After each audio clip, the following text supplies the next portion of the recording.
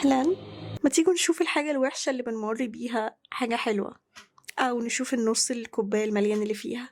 منى ازاي؟ ريلاكس بالراحة. تخيلوا ان انتوا رحتوا المول والحاجات اللي هناك حلوة قوي بس غالية قوي. يعني مثلا لقيتي شنطة ب2500، جزمة ب1500، ميك اب الحاجة الواحدة الأيتم الواحدة ب800 جنيه. وانت كذلك. شوف بقى انتوا بتحبوا تشتروا ايه يا ولاد؟ يعني لو جبتي كل الحاجة انت عايزاها يعني اتليست 10,000 جنيه، على الأقل 10,000 جنيه. هتتضايقي إلا لو انت فعلا مقتدرة ماديا. انت اتضايقتي مثلا، صعبت عليكي نفسك، انا مش هقدر اجيب كل ده دفعة واحدة، انا نفسي في ده. هنا مش اي حد هيفهم قوي التحدي اللي هو انا هحط هدف لنفسي ان انا ادور على طريقة ازود بيها دخلي، وانا مش ضعيفة عقليا ولا ذهنيا ولا صحيا ولا بدنيا انه انا ممكن افتح مصدر رزق جديد ليا. اوكي، بالعكس انت ممكن تستكشفي هنا نفسك، انا اقدر اعمل ايه اكتر واكتر. وساعتها انت بتبني ثقتك بنفسك، ساعتها وثقتك بنفسك برضو.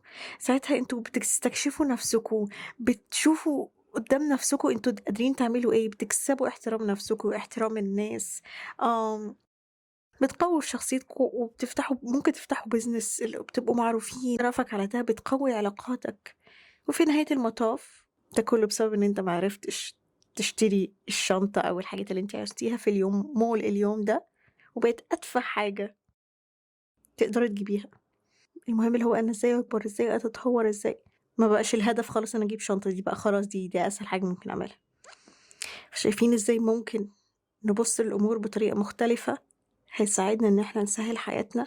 وتبصوا على الصعوبات، انا ببني نفسي، انا شفت نقطة ضعفي فين وبحاول اقلب الترابيزة. لكن مش نقعد ونشتكي الدنيا غليت الدنيا غليت. العرب زمان كانوا معروفين ان هم ما بيحبوش الشكوى. في جملة قرأتها على التيك توك، عارفين لما يقولك قال أعرابي ما بال الدنيا مثلا الأسعار حصل فيها ايه والناس اتغيرت؟ فرد عليه قال له يعني انت لما اشتكيت في حاجة اتغيرت؟ لا. فطالما كلام مش هيغير ما نلوكش كتير. بجد انا اي حد بالنسبه لي بيعمل حاجه زي كده ده كده ريد فلاج. انا ما بحبش الشخصيات دي. That's it. Thank you.